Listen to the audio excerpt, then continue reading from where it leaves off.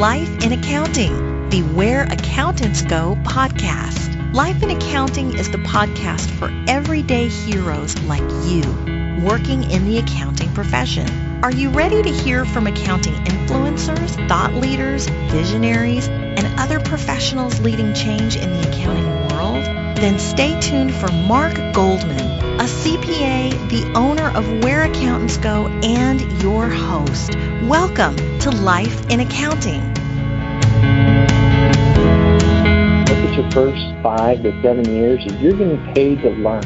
Someone is paying you money to learn. You just paid this college a lot of money to teach you. Now you're about to go get paid to learn with someone else who actually does it. And that is really cool.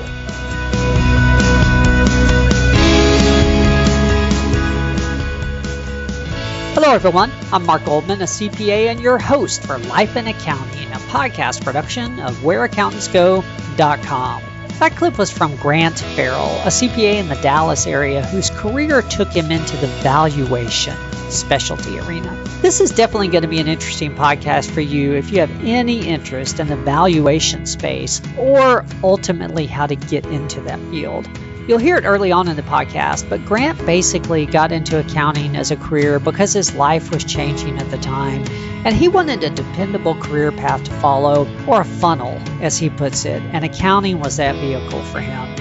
As luck would have it, though, he had the opportunity to get involved in the transaction services area with a Big Four firm, and that, along with basically his natural interest, took him into the valuation and litigation support areas.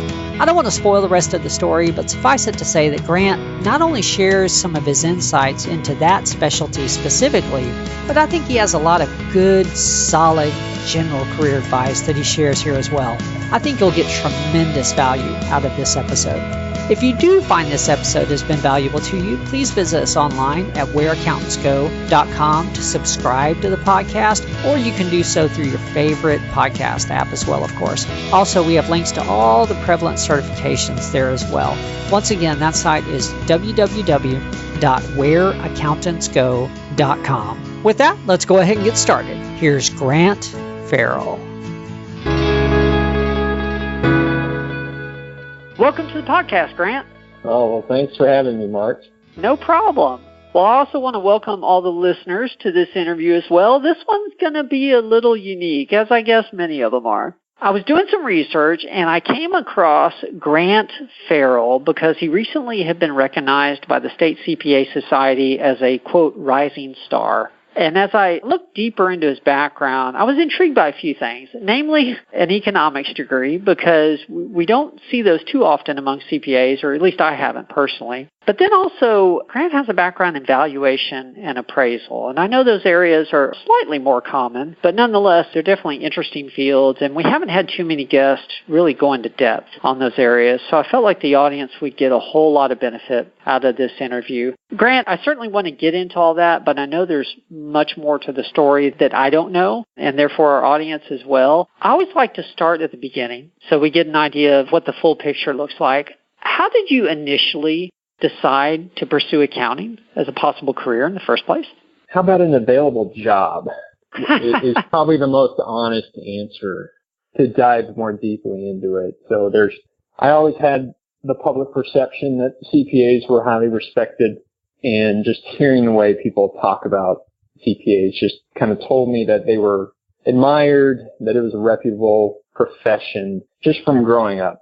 I definitely got that from my family. So both my grandfather and my father were entrepreneurs. And so they couldn't really run a business without somebody who had a good grasp of the numbers. And so they had a high expectation and just admiration for the profession in general. And then I've also spent a ton of time just playing a lot of golf. So I've heard some people say with a similar background to mine that it was a misspent youth, where there was a lot of us, especially growing up in North Texas, that were pursuing a professional golf path.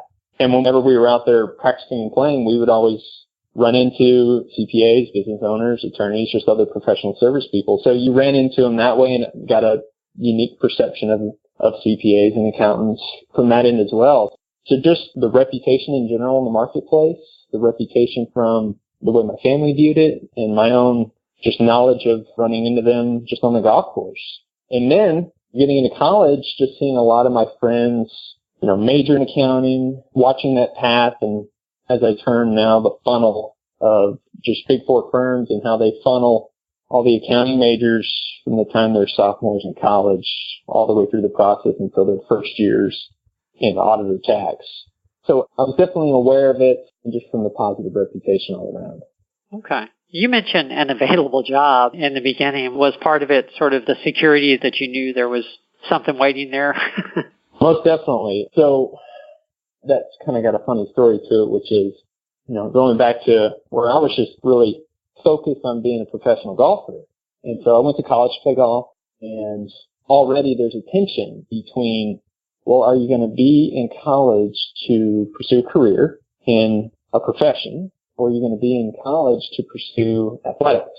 And that tension really comes across as time, just time management. Where are you going to spend it? It's either going to be, for me, it was either going to be on the course practicing and pursuing my dream, or was it going to be in the classroom and just being more realistic and preparing for graduation and ultimately trying to go get a job just in the real world. And for many years, for the first 2.5 years, I was on the professional golf track, and that's what I wanted to do. And so I made those evaluations about what courses I took, which courses came easy for me, which courses would require more time, and would I have that time.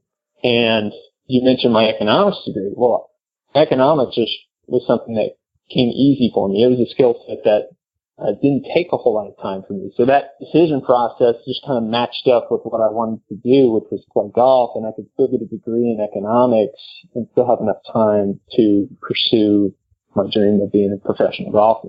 Get into economics, and I liked it. It's just way different than accounting. You're using a different part of your brain. There's numbers to it, but it's more big level thinking. It's more behavioral thinking. It's, hey, if this happens, what is the cause going to be on people? And how is that going to change their behavior? And what I really liked about economics was when you got into the test, a lot of the times there were 5, 6, 7, 8, 9 right answers, which is also something that's not true in accounting. There's one right answer most of the time. But for economics, it was as long as you had a good logical, rational explanation for why something was going to happen, more than likely you were going to pass that question and pass the test and then get a degree.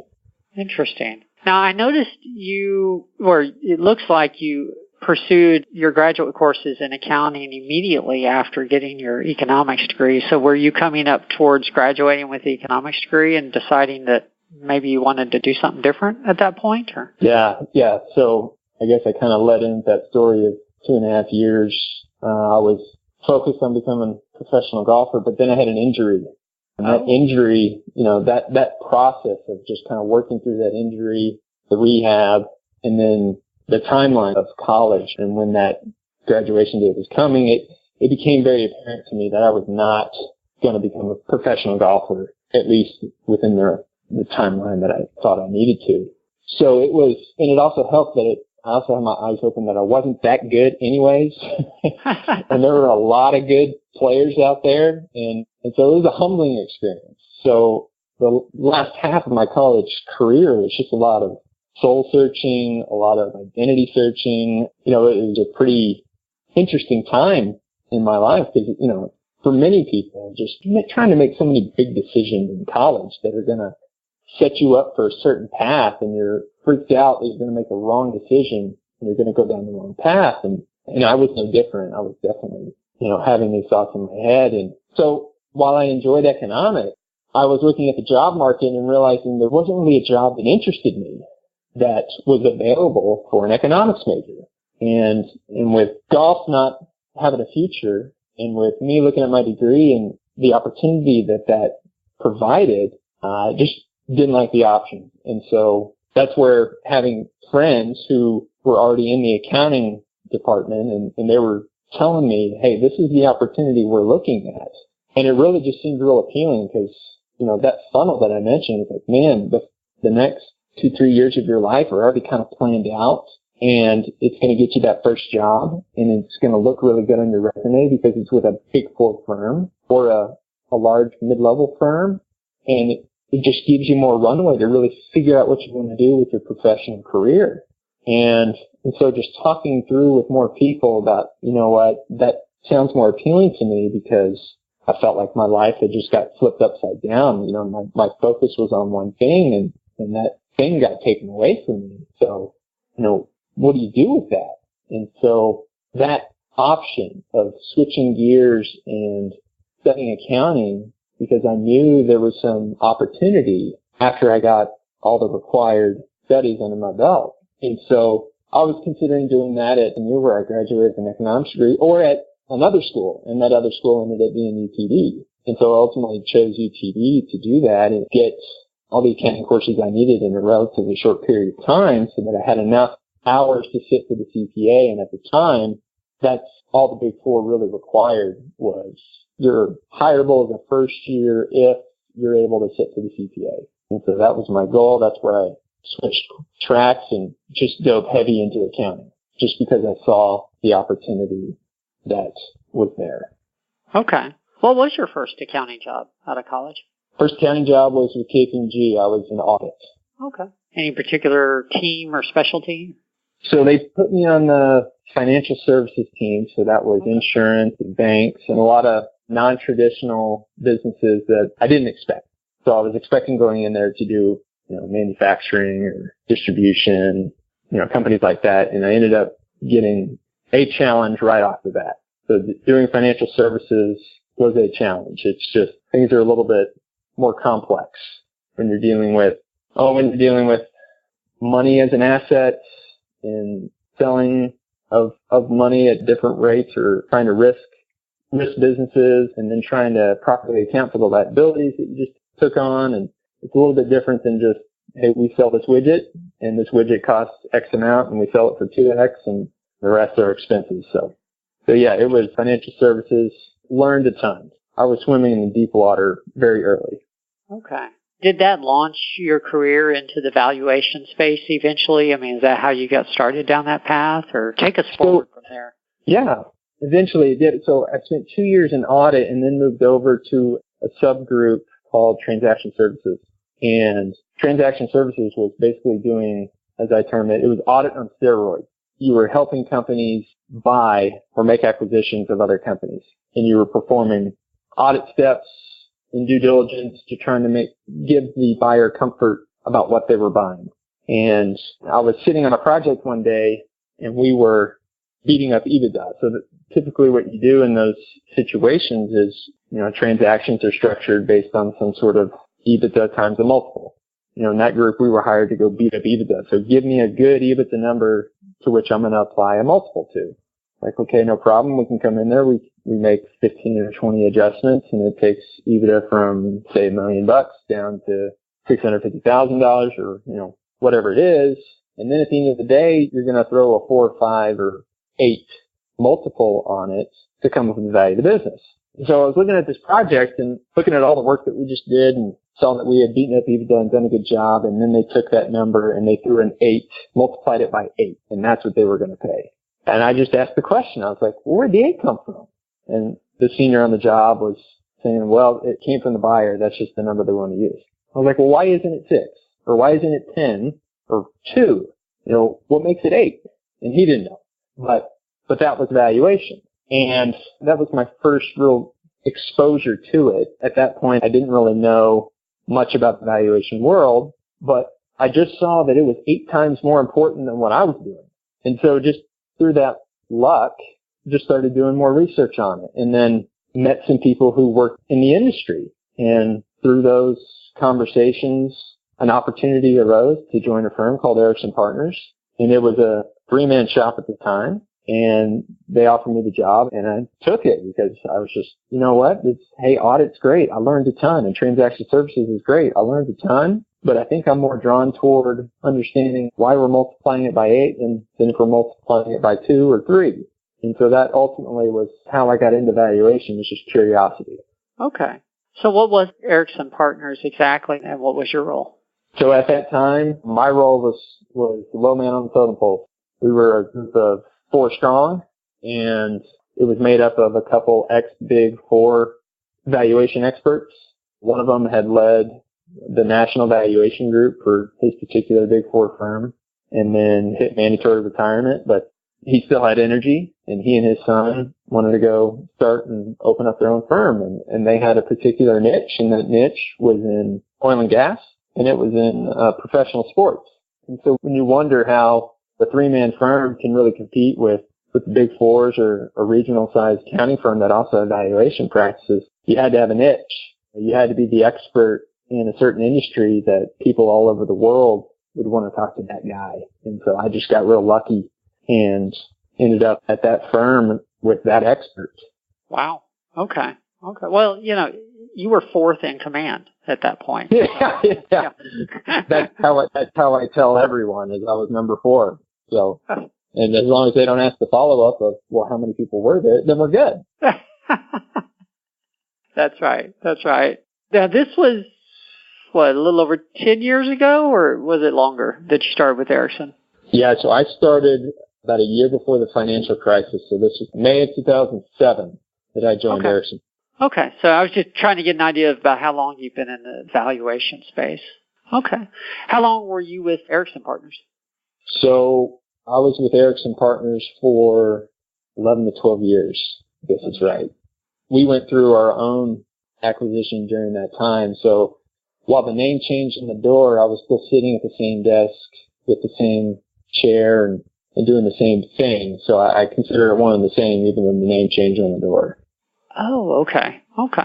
Well, how did your role or duties, how did things evolve over that 11 to 12 years? Because, obviously you got better in what you did, and I'm sure the role changed over time. Yeah, so, it was pretty much exactly what you'd hope would happen when you're going from a large firm to a small firm. You're hoping to grow. And we were very blessed.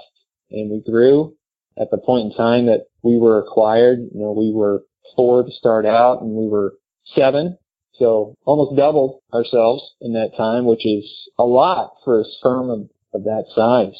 So my role and responsibilities changed over that time, just, learning how to execute a project from start to finish, learning how to win projects, and then execute them from start to finish, and then learning how to market and learning how to network and, building up the soft skills that you need in order to just really make a professional service career grow and survive.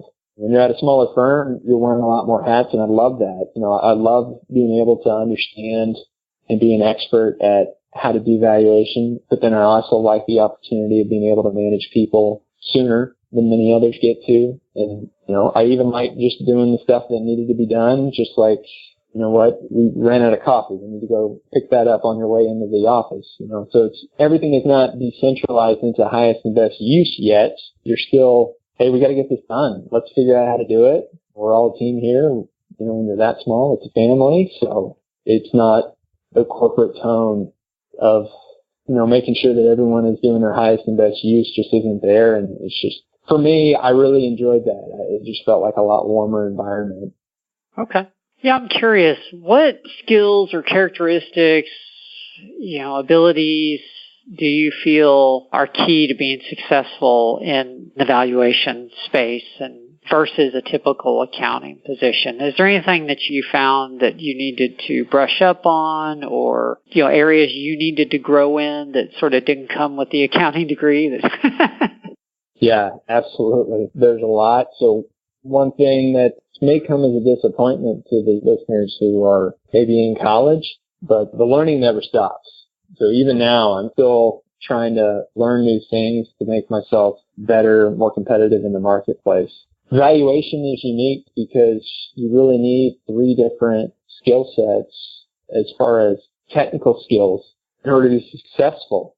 I majored in one of them, and that's economics. I went back to school to get the other part, accounting, and then the third part was finance.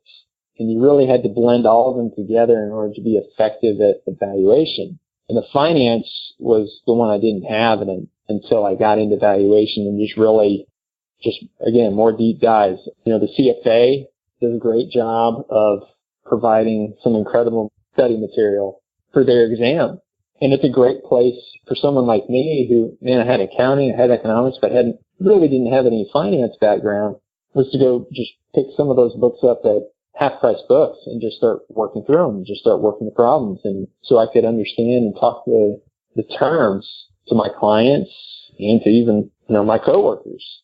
So I really had to spend a lot of time with finance once I actually got in the valuation space. And looking back on it now, it's absolutely well worth it. And while I feel comfortable with economics and finance and accounting, I'm still learning that, there's more stuff about taxes that I need to bring in and incorporate in order to serve my clients better. So it just never ends as far as just learning. And as long as you aren't scared by that, maybe disappointed by that, but as long as you're not scared by that, then you're going to do well as long as you just keep learning. Okay. You hit on this earlier, and actually in my preparation for the interview, this occurred to me. If you're working with professional sports teams or decision makers at professional sports teams and auto dealerships, those personalities are a little different than the accounting profession. You mentioned soft skills earlier. I mean, what have you done in your career to sort of brush up your soft skills? Or were you always sort of, that kind of person in the first place? What have you done to grow in that area? Yeah. So, no, I was not the guy who could talk to a tree or knew everyone at the party, and I'm still not that guy. So a lot of this is just knowing your personality, knowing what works and what you can excel at, knowing your personality. But I had to do a lot more learning. Soft skills is really the part of the professional service that I don't think a lot of people are trained to do. They really have to take it on themselves to seek it out and know. That's the hard part. You got to know what you're looking for in order to learn it. If you don't have someone that'll kind of take you, it's like, hey, here's how you bridge the gap between just being an excellent technical professional and moving up to, the partner level, being able to generate business. That part really depends on having a great mentor. Someone who will tell you, here's exactly the skills that you need, and you need to figure out how to go get those skills. So for me, it was just doing reading. One of the best books I ever read was one of Dale Carnegie's books. It was How to Win Friends and Influence People. And it just teaches just how to relate to people and really be a servant first and foremost. And I got to be careful with this topic because I can kind of communicate some of the goals or what you're trying to work on with these skills, and it'll come across as you're not being sincere. Like you're really just trying to work people or just giving them lip service. And we all know those people who you don't trust what they're saying because they're just kind of shallow. Those are shallow compliments or something like that. And I think we all kind of can tell when people are doing that. So there's a fine line to just learning how to be likable and agreeable and encouraging to people and do it sincerely versus those that aren't doing it sincerely. And that just takes time. It takes time and practice and a lot of knowing yourself of why am I really doing this? Why am I really engaging in this conversation? Is this to really help the other person or am I just in it to help myself? And so for me, it's just asking myself those questions, and it's much easier for me to figure out what's driving me here. And if my motives aren't the right motives, then that's not a good conversation to engage with until my motives are correct, until I really am wanting to help this particular person. So I would just say it's just a lot of trial and error of reading material that will help you just relate to people better. And then if you have a heart of a servant, then I think you're really going to do well because you're all about other people at that point. And when people know that they're for you, they trust you. And just everything is just a lot easier to have a relationship. And you do this with your friends. You want to serve and help your friend. And then that's really what it's about. It's about, trying to be a friend with everyone. And you're not going to be a friend with everyone. But that's the soft skill to me, is just to be relatable and likable to other people and looking to serve them. There you go. Now that is such a classic book. It really should be required reading, even for accounting majors. Somehow, somewhere, we should be forced to read that one. That really has got so much wisdom. That is a good book. Thank you for mentioning that. That's a tremendous book. Now, you went out and started your own business here recently, right? Tell us about that. I did. So, TriNight is a boutique business valuation firm again. So I kind of went from a larger firm after we got acquired again back down to a real small firm. It's just me. And so, we solve value problems and help our clients execute strategic decisions with confidence. And ultimately, that's what a valuation professional does. Is they're providing confidence to a particular situation where there's a lot of insecurity. So this plays out with, there's a federal tax need for this. In the litigation space, there's a need for this. And then with transactions, helping partners buy out other partners or acquiring other companies. So most of our clients are business owners, family offices, investors, attorneys, and other CPAs who are just looking for that additional confidence in how to approach a valuation issue. Wonderful. Okay. I did want to ask you, as long as you've been in this industry, I mean, if junior or senior in college is listening to this, or maybe, a professional the first couple of years in their career, and they would like to go in the direction of valuation, head their career in that direction, what advice would you have for them? The advice that I would have is don't expect to go in right out of college into a valuation shop. That's very difficult to do, and just the numbers aren't there. There's just not too many opportunities to go in right from school. So probably just set your expectations a little bit different and go where the opportunities are. So where I see the opportunities are in tax and audit. Firms are always looking for people to come in and help them with taxes and perform audits. And you learn a ton doing that. And that's really, most of my friends that are starting out or they're still in college, and that's what I encourage them, look at your first 5 to 7 years is you're getting paid to learn. Someone is paying you money to learn. You just paid this college a lot of money to teach you. Now you're about to go get paid to learn with someone else who actually does it. And that is really cool if you put it in that context versus, I just signed up to go work and bill 2,000 hours a year. I'm working 50, 60 hours a week. It's really hard. And it's like, yeah, but you were learning so much. And then after you've got some base level learning of just, how business operates, you got some more of the lingo down, all of that schoolwork that was just theory is now getting more real. You can then start to ask for other opportunities in the firm. Do we have a valuation practice? If so, can I talk to one of the partners about what it's all about? Are there opportunities there? That's the way most of the firms that I know operate, is they do internal transfers.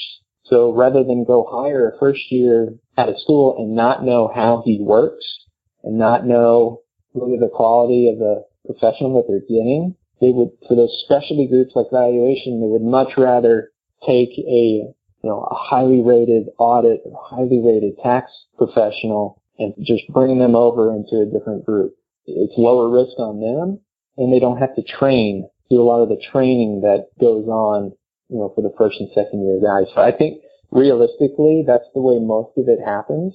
Not to say that you won't find other opportunities with other valuation specific shops, but even then I see that they like to make experienced hires. And that's what happens when you've got an industry that a lot of people are interested in and a lot of people are looking to learn more about, kind of like I did. And I hate to say it, but I got lucky. Right place, right time, not the right person, and they had an opportunity. But realistically, just kind of, be expected to work on a 2 to 3 year goal of trying to start with a firm doing something maybe you don't want to do forever, but you're willing to put in your time and learn in order to get over to a valuation group later. I love that mind shift. You're being paid to learn. You're right. If you just flip that switch mentally, it gives you a whole new context. It's very smart. Very smart. Well, we've been on the phone about 35 minutes, I think, and I want to be respectful of your time, and we've still got, the final questions to get through. So one question before we get to that, I'm curious to hear what your feedback would be on this. If you could go back in time, given what you know now, and give your younger self just one piece of advice, what do you think that might be? Create more options. And that's, again, I was lucky to have a great mentor who was the one who gave me that advice. If you can create options, then it's exactly how it sounds. You have more options. You're not stuck doing in a particular situation that may not be as advantageous for you. And there's just a lot of freedom and flexibility that comes with creating options for yourself. And so that, from the story I already told, I really didn't create any options for myself when I went to school focused on golf. And when that didn't work out, the pain that I went through trying to figure out what my next step was when my only option failed me. So there's wisdom in diversifying, and there's wisdom in diversifying and giving yourself options in the work world as well. So if you can look for ways to create more options for yourself or not burden, the opposite of that is burdening yourself with responsibilities. And really that's more along the lines of like personal responsibilities. If you're approached with an opportunity to take another job and it's something you really want to do, however, the pay is a little bit less, and I'm burdened by some financial obligations that hinder me from taking this opportunity, then I haven't created any options for myself. I've created restrictions. And so challenge yourself to create options and align your life in such a way that you're creating options for yourself and not burdens and restrictions. Beautiful. There's so many benefits to living below your means. I hadn't thought about that side of it. That's very smart. Very smart. Well, I do end every podcast with the same 3 questions. It gives us a lot of, comparison ability across episodes and things like that. So I want to get to those. The first one is usually the easiest for guests. From a career perspective, what's been your proudest moment? Passing the CPA exam. Hey, there you go. Yeah, that I did not have a traditional route to that. I told you before that I listened to a lot of your podcasts, and many of the guests on there were able to knock out the CPA exam within a year or 2 of graduating college. For me, it took 7, and I failed that test many times before I finally passed it. And when I did, it was a month before my first son was born, and so that was a huge relief, because once that first kid comes along, their studying was not happening for at least 18 to 24 months. Wonderful. I'm going to take a second for a little commercial here. In case anyone's listening to this episode and it's your first one and you're pursuing the CPA exam, go a couple episodes back, because at the time we're recording this, we're about to release an episode with 5 newly certified CPAs, and they talk about how they passed and just they pass on wisdom, and they've all passed within the last 2 years. So that was really a special episode. So thank you for hitting on that. You gave me an opportunity to do a little public service announcement. So that's good. Well, second question, tell us about a mistake that you've made and what you learned from it, of course, because that's where the gold is. But the bigger, the better. We like the big mistakes. Well, so this is twofold. So this is the first client that I had brought in myself. So I was super excited to be on this project because I had generated the lead, I had identified the problem, and sold the solution. And so I was in the process of executing that job. And actually, the project went so well that we got another project after that. And so I was out at the client site, having lunch, talking about this project, and one of the topics that this project involved was going to be on personal expenses, and just help me just rein in some of these operating expenses that are running through my business and some of my personal ones as well. And so me feeling confident, I identified one line item that was for entertainment purposes, and it really didn't line up with my personal stewardship viewpoint on where money should be going. And so I made the very specific suggestion of cutting that expense for that entertainment purpose. My client looked at me, just kind of gave a knowing nod. He was better at being likable than I was at that point in time. He had better soft skills than I did, and he nodded his head and walked out the room. And I continued on with the work and with the meeting with his controller and so on. 2 days later, I'm expecting to get more data to complete the project, and the phone call comes in, and they decided not to go through with the project. And while I don't know specifically it was because of that comment, but it was the last thing that I did say to that particular client. So I can't help but think letting my personal beliefs on how entertainment expenses should be utilized for business definitely, I think, had an impact of me losing that job. So while what I learned from that was, while the information is important to relay to him that perhaps, hey, we could do this better, it was being more careful in how I delivered that information so that it wasn't an attack. It wasn't an attack on my view versus his view. And because I believe I came across a little bit too strong. So that went from a high of this is my first client that I've ever brought in by myself to a low to this is the first client that has fired me. Sort of a feeling of self-righteousness, is that? Oh, you hit the nail on the head. Okay. Yes. Well, that's a good lesson to learn. Yes, definitely. Well, thank you for sharing that. I think a lot of us need to hear that. Yeah, you're right. I mean, our own backgrounds color our judgment, and it's important to remember that. So thank you.